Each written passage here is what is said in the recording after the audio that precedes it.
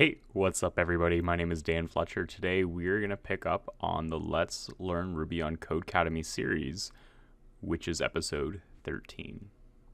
So, yeah, it's been a while since I've uploaded a video. I appreciate everybody who's commented, and I'm sorry for all those who have been asking for more videos, and it's just taken me a while to kind of get things in order and motivated to even pick this back up. So since it has been a while, I think I want to kind of stick to the whole philosophy of this series, which is to just like record myself learning something new. In this case, it's Ruby. And since the last video that I uploaded, I honestly have not touched Ruby at all. I haven't taken any tutorials. I haven't touched our Codecademy series. My day job still tends to be mostly PHP in the back end. I did change jobs since the last video, so that role has shifted a little bit to where I do more front-end development than I used to. So I'm in JavaScript land a lot more often, but yeah, definitely no Ruby. So I think what makes the most sense is probably to, and I hope this video is interesting to you guys, is to actually just recap everything that we've learned so far. And then I'm just going to try to ramp up as fast as I can to pick off on whatever lesson that we sort of left off on. So I'm just going to jump into the course.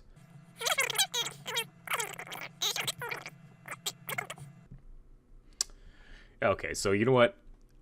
I remember, or maybe it's, yeah, no.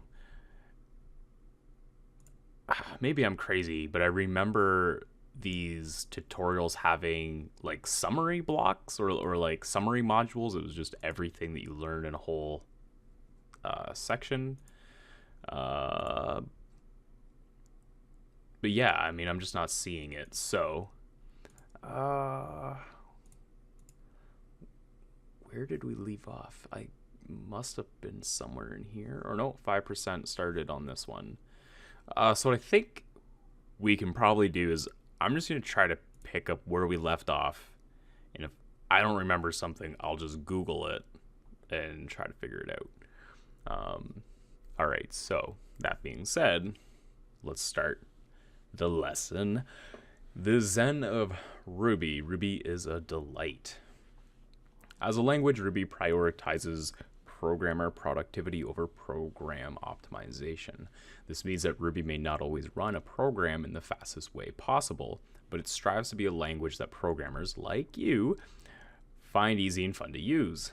The more intuitive a language's syntax is, the more productive its users can be. You're in control, not the machine. Check out the code in the editor. It looks almost like English, doesn't it? Let's see. Ruby is eloquent. Eloquent is true. Ruby is ugly is false. Yeah. Puts Ruby is eloquent if Ruby is eloquent. Puts Ruby is not ugly unless Ruby is ugly. And I'd have to say my overall opinion of Ruby is it's a pretty looking language, right? At times I do find it's a little bit dense, a little terse to read, but usually when you feel that way about syntax, it's just something you have to read often enough until you kind of just process it automatically. You almost don't have to think about it. So I'm not sure that's necessarily an argument against the aesthetics of a language. Anyway, so that was pretty easy because I didn't actually have to do anything. So let's go next. This actually might be a perfect spot for me to pick off because it looks like this whole lesson is just taking, hopefully that's what this lesson is, just taking everything we already learned so far and then just trying to simplify things. So you've seen the Ruby if statement before. If the do something is a short, simple expression. Sorry, what? If the do something is a short, simple expression, however, we can move it up into a single line. As you saw in the last exercise, this syntax looks like this. Oh, I didn't even realize that was new. Ruby will expect an expression followed by if, followed by Boolean. The order is important. You can do this. Puts it's true if true, but not this. If true, puts if true. Okay, so it's the action followed by or expression rather, followed by our condition. It's also important to note that you don't need an end when you write your if statements all on one line. Okay, so let's give it a go. It can be whatever you like. So let's just puts whatever you like. If, and we'll just do true. And then I think there's a shortcut for running these, maybe Control Enter. Yeah, whatever you like. Next, the Zen of Ruby, the one line unless. You can do the exact same thing with the unless statement. The order is the same as before. Something for Ruby to do. Something for Ruby to do, the unless keyword, and then an expression that evaluates to true or false. Remember, you don't need an end when you write a one-line if or unless. Go ahead and type a one-line unless statement in the editor to the right. It can be whatever you like. We'll just puts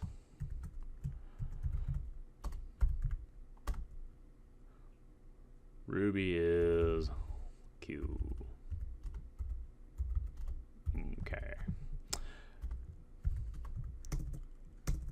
Unless false. Boom. Next. One good turn deserves a ternary. During your Ruby adventures, you've seen that you often have many options when it comes to accomplishing any one goal. The if statement is no exception. An even more concise version of if-else is the ternary conditional expression. It's called ternary because it takes three arguments, a Boolean expression to evaluate if the Boolean is true, and an expression to evaluate if the Boolean is false. The syntax looks like this. The condition, do this if it's true, do this if it's false. If an example might be, well, all that. Remember, the order of arguments is important, and you don't need an end for this version of if-else. All right, we'll just I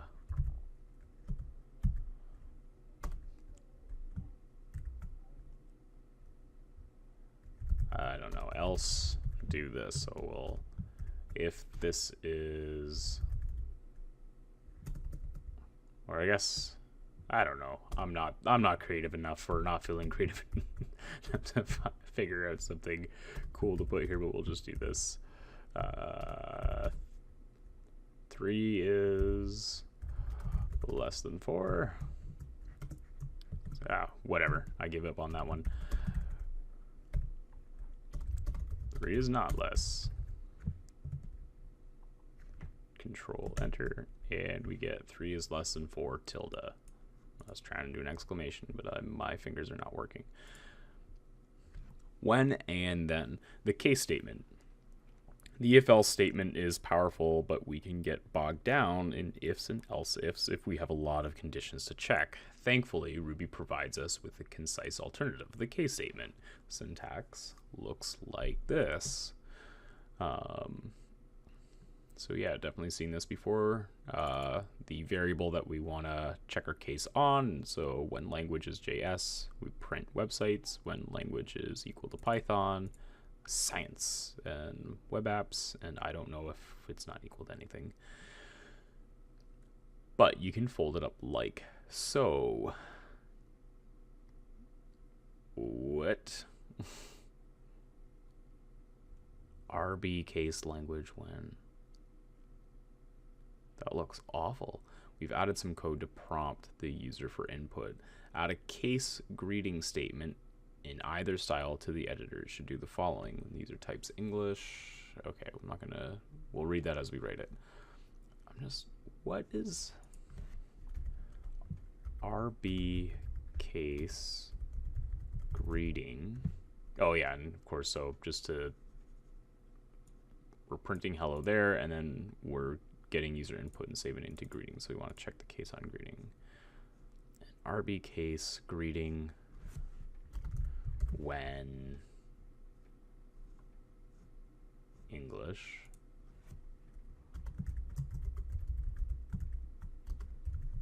puts hello. Whoops.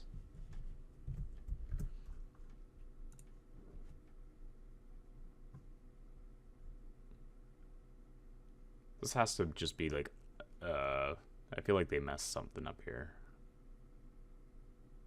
Then, oh no, sorry, when JS then. Okay, maybe not. Unexpected end of input, expecting keyword end. Oh, I see.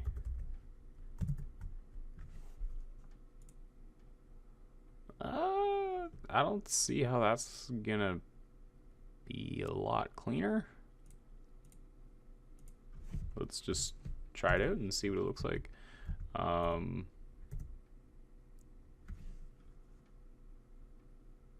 Like, I guess they're suggesting I just put all on one line. That's pretty gross. I'm not gonna do that.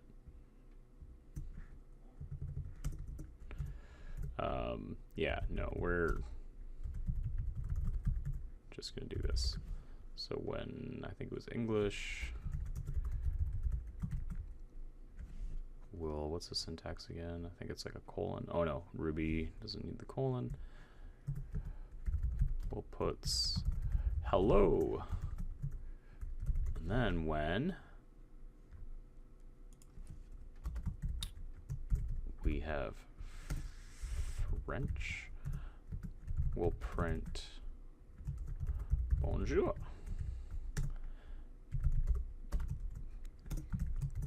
When German, we'll print Guten Tag.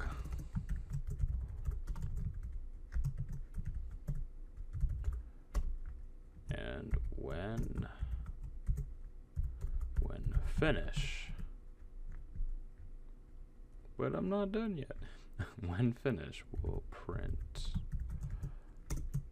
hallo. And then else, can't remember, else, I don't know that language. Probably an exclamation mark as well, yes. And then I think we just have an end, right? And I think, oh, those are not tabs.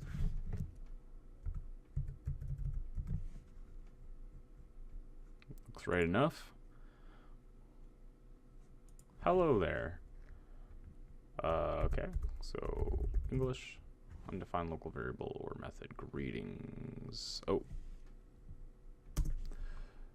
Rerun. We'll say English, and it says hello. We say German, it says Guten Tag. Say Finnish, hallo. Awesome. Anyway.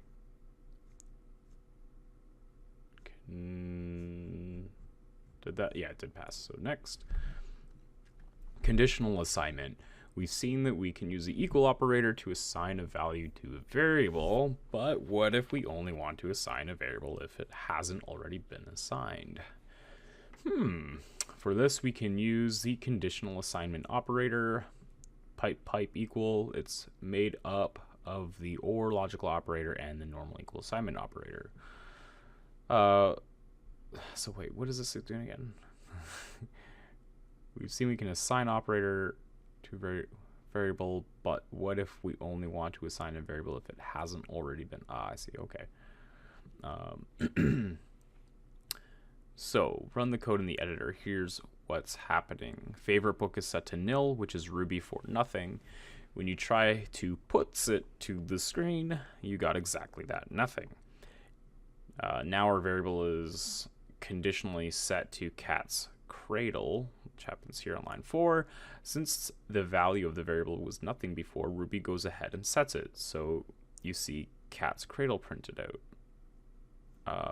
We try conditional assignment again, this time with y's poignant guide to Ruby.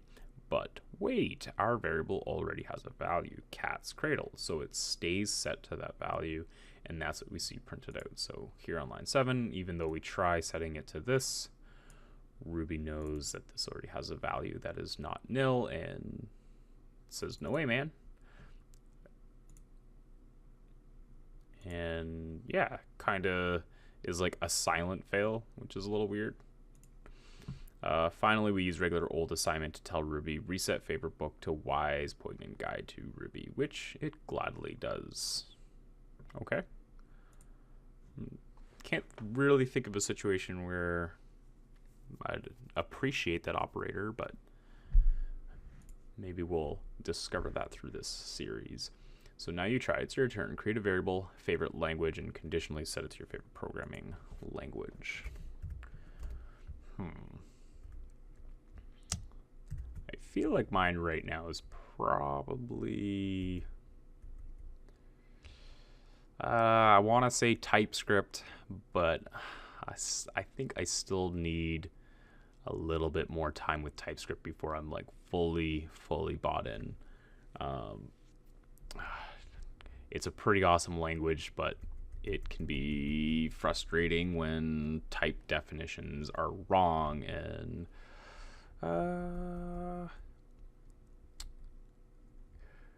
I guess if I were to go with what language I enjoy working in the most versus what language I feel the most productive in, I probably would say C#. So let's do that.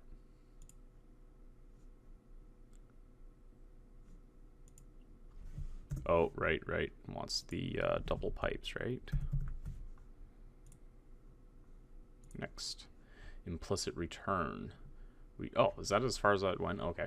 Implicit return. We know that methods in Ruby can return values, and we ask a method to return a value when we want to use it in another part of our program. What if we don't put a return statement or method definition, though? For instance, if you don't tell a JavaScript function exactly what to return, it'll return undefined. For Python, the default return value is none. But for Ruby, it's something different. Ruby's methods will return the result of the last evaluated expression. This means that if you have a Ruby method like this one, you can simply write this. And either way, when you call add11, you'll get 2. Oh, that's pretty cool. So I can literally just remove the return and click run, and it works. Okay. Yeah, I don't know. It saves you a few characters, I guess. I don't know if I like that it implicitly returns or not. I'm not sure. Short circuit evaluation. Recall that we have the Boolean operators and or in Ruby. The and operator only returns true when the expressions on both sides of the operator are true, or returns true when one or the other or both of the expressions involved are true. Ruby does this via short circuit evaluation. That means that Ruby doesn't look at both expressions unless it has to. If it sees false and true, it stops reading as soon as it sees the double and, because it knows false and anything must be false.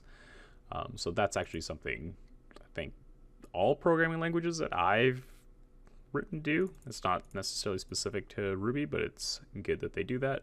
Remember how Ruby returns the result of the last expression it evaluated? We can use that to show short circuit evaluation in action. So check out the code in the editor, then click run. Because only false and nil are false values in Ruby, both strings are treated as true. Ruby knows true or anything is true, so in A or B, it only evaluates A, since it might encounter a false in the B, part of A and B. However, it has to evaluate B, which we see in the result. Okay, so we have a function A that says A was evaluated, it returns true. And we have a function B that says B was also evaluated and returns true. So if we put A or B, in this case, B should not be evaluated because we only need the A to be true. But in this case, because A returns true, it'll also have to evaluate B. So we should see A was evaluated, B was evaluated. Let's see.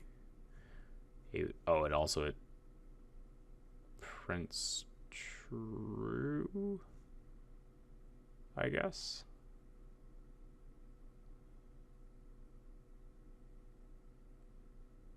Oh, that's right, because we're putting the results of this call, and A returns this, and because it implicitly returns short circuits, it's returning whatever these return as well. I see. Cool. The right tool for the job. Sooner or later, you're going to need to perform a repetitive task in your programs. Many programming languages allow you to do this with a for loop, and while Ruby does include for loops, there are better tools available to us.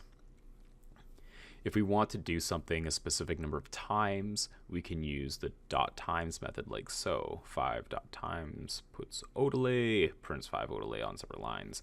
If we want to repeat an action for every element in a collection, we can use .each. So here we have an array 1, 2, 3, .each, and for each x, we put x times 10. Let's get a little inventive. Write a loop that only puts the even values of my array. Bonus points if you use a one-line if. Okay, so we have my array.each, and then inside the block we're going to say for each. Whoops.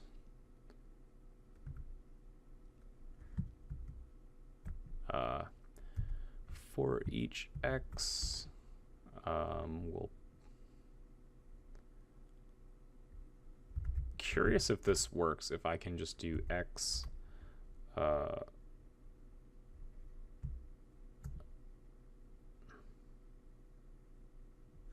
yeah, we'll try to avoid the if statement. So x mod, and I don't even remember if I have the mod operator in Ruby or not, but we're going to try it anyway. X mod 2 equals, do we need 2 or 3 equals in Ruby? I don't remember. We'll say 2 for now.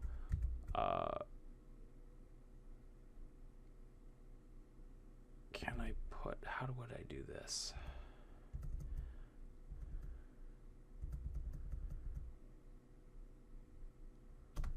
First, I'm curious if this even, if the mod operator works like that in Ruby or not. Yes, it does. So actually, we'll do puts x if, boom. And so I actually like that, I think, for I guess how would that look in JavaScript? I'm just kind of curious. I'd have something like my array. I always forget if that each is capitalized. So I could do something like x and then return. Yeah, I don't know. I would need a one-line if statement in JavaScript, I think, to pull it off.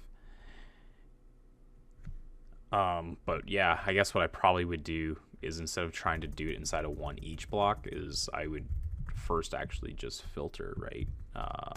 X. Oh. I'm not on this keyboard every day and I am stumbling. So yeah, I would just X mod 2.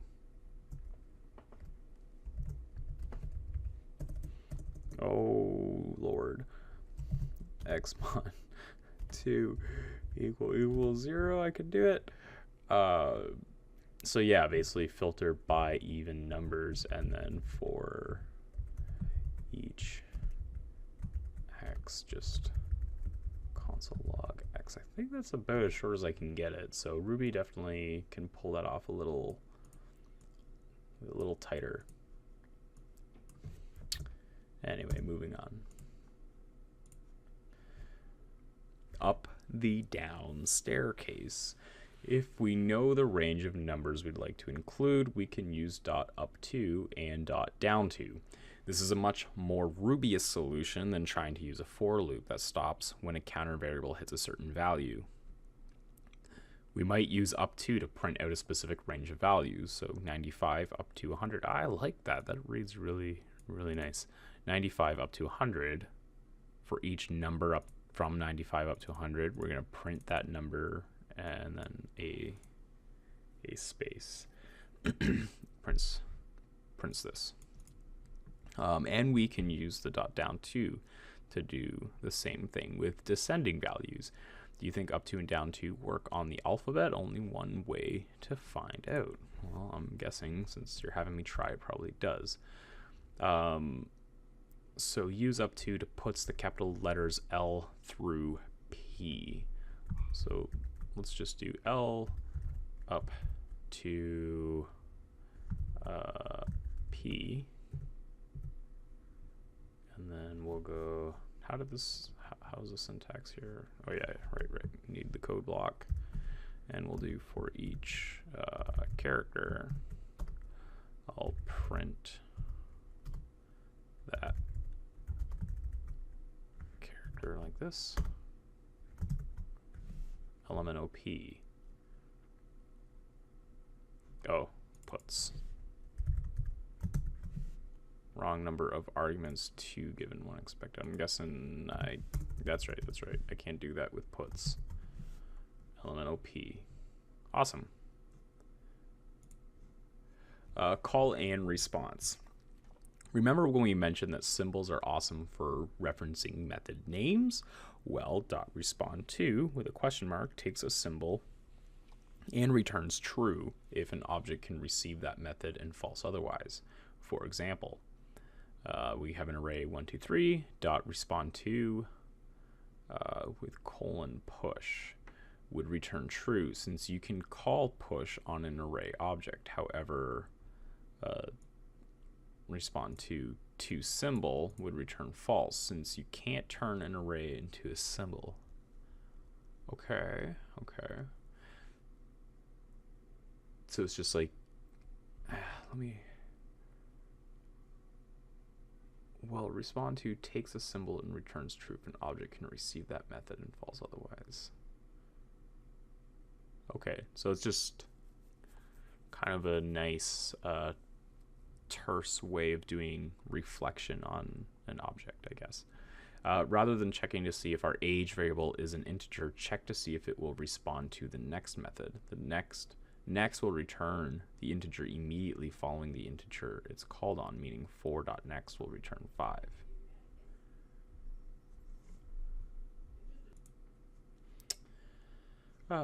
So I guess it just wants us to do this then. Respond to colon to sim. Did I not do that? Rather than checking to see if our age variable is an integer, check to see if it will respond to the next. Oh yeah, right, next. All right, that was easy. Being pushy. Speaking of pushing to arrays, Ruby has some nice shortcuts for common method names. As luck would have it, one is for push. Instead of typing out the push method name, you can simply use left chevron, the concatenation operator, also known as the shovel, to add an element to the end of an array. Interesting. Good news, it also works on strings. You can do this, which becomes that.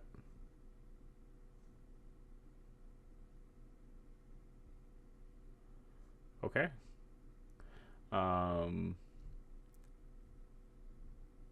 Yeah, usually this is like for bitwise operators.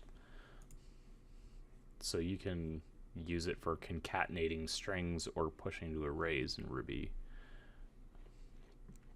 Update the code in the editor to use the concatenation operator instead of the push and plus puts. the caption. Okay, so instead of this, we'll replace it with the shovel, as they call it. And then in our caption, instead of plus equals, we'll also do the shovel, and we'll run it. And that works. Cool. String interpolation. You can always use plain old plus or shovels to add a variable value into a string. So the example, drink is assigned espresso. I love espresso. I love, and you can shovel drink, and you get the same thing. But if you want to do it for non-string values, you have to use .toS to make it a string. So age is 26. So it looks like Ruby's not dynamically casting age to a string when you try to concatenate numbers with a string. So yeah, this is complicated, and complicated is not the Ruby way. A better way to do this is with string interpolation. The syntax looks like this, and I think we've seen that before. All you need to do is place the variable name inside the hashtag curly brace syntax within a string. Okay, remove the concatenation operator and rewrite the code. I thought we did this already before. I don't like how Codecademy auto-completes that. And then get rid of the shovels and the extra little double quote and this extra little double quote. So that one should be good. Is that it? Is that all I gotta do? That's all I gotta do. Cool. Next. One-liners. All right, time to put your new knowledge to work by refactoring some existing code. Refactoring is just a fancy way of saying we're improving the structure or appearance of our code without changing what it actually does.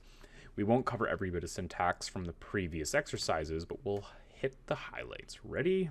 So let's refactor the contents of the editor to just one line of code. So that's just deleting the and there, taking this puts and putting it before the if with the space, and delete the line below it, and that should work, right? Yes, one is lesson 2. All right, the ternary operator. Good, let's make our code even more streamlined using the ternary operator. The example above is just a syntax reminder. Refactor the if statement in the editor to use the ternary operator. Okay, so I'm going to do 1 less than 2 puts. We'll just copy and paste this. I kind of like formatting my ternaries like this. And then we'll copy and paste this. Delete all of you. Down. And bring that up. Run. Refactor. What did I do here? Invalid character syntax. Maybe I can't multi-line it like that. Does this work? Can you not do multi-line ternaries? Or did I just do it way wrong?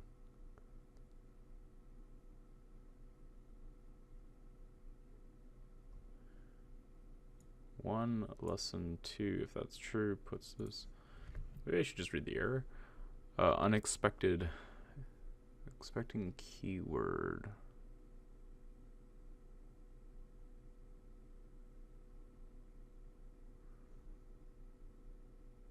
Oh, right.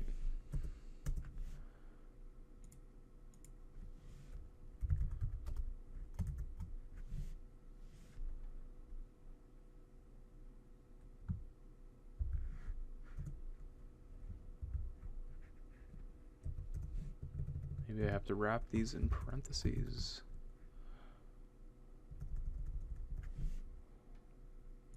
I have to put in a variable first?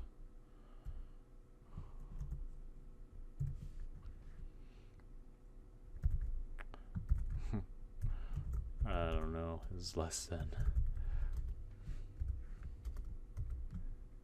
Oh my god. 3 is less than 2. Was that the. Hopefully that was right. Run. Unexpected. Unexpected T string. Expecting keyword due or. Let's reset this. Just bring it back. Well, 1 less than 2.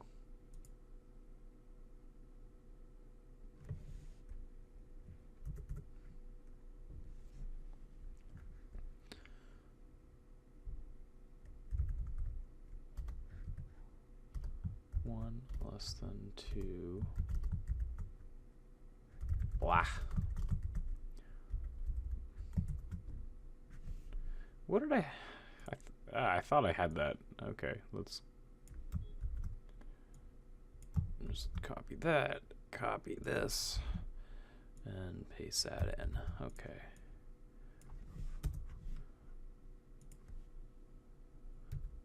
Looks like that should be good. So that works. And then can I multi-line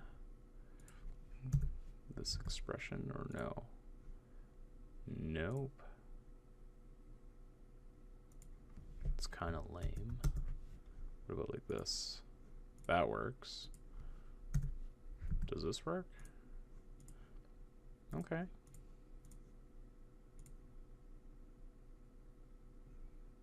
I wish you could bring that down. Oh well. In case of many options. Excellent. Regular if-else statements aren't the only ones we can refactor, though a chain of if-else statements can clean up nicely too. Refactor the if-else statement in the editor into a tidy case statement.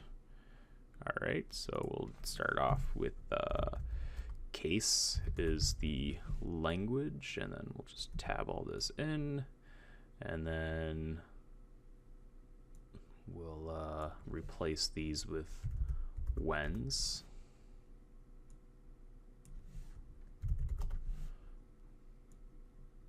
Is there multi? Oh, there is. Multi-cursor for the win?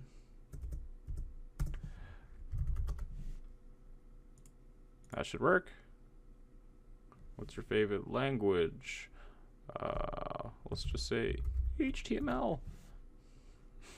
HTML is what websites are made of. That is true. Conditional assignment. Perfect. Now let's review conditional assignment. We'll take a break from strict editing mode and let you do a bit more writing. Create a variable called favorite animal and conditionally assign it to a string containing the name of your favorite variable. So conditional assignments, if I remember correctly, is pipe equal. I don't know what my favorite animal is. Let's go with a, and also most of the animals that are popping in my head, I can't spell them because I'm terrible at spelling. So we'll just say a llama. And I probably spelled that wrong too. Implicit return. Next up, let's simplify our method madness by removing unnecessary returns from our code. Write a method square that takes a number as an argument and implicitly returns square that number. So I actually forget how to define a method in Ruby.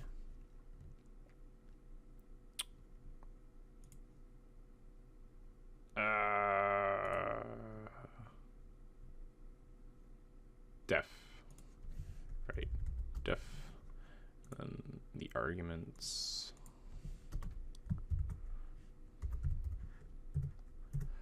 And then we'll just go num times num, and then end.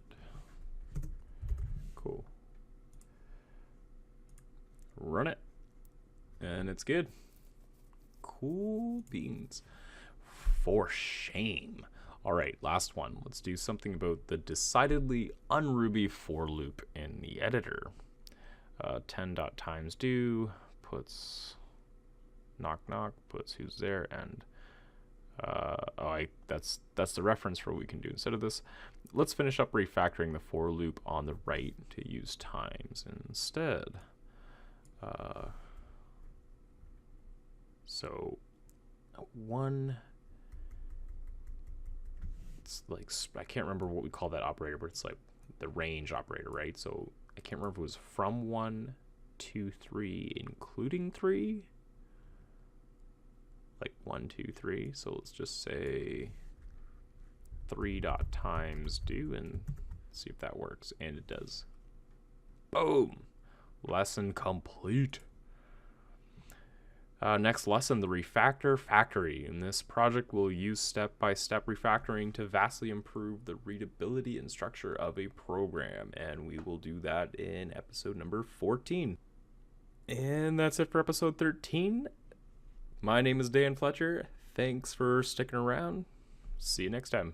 Cheers.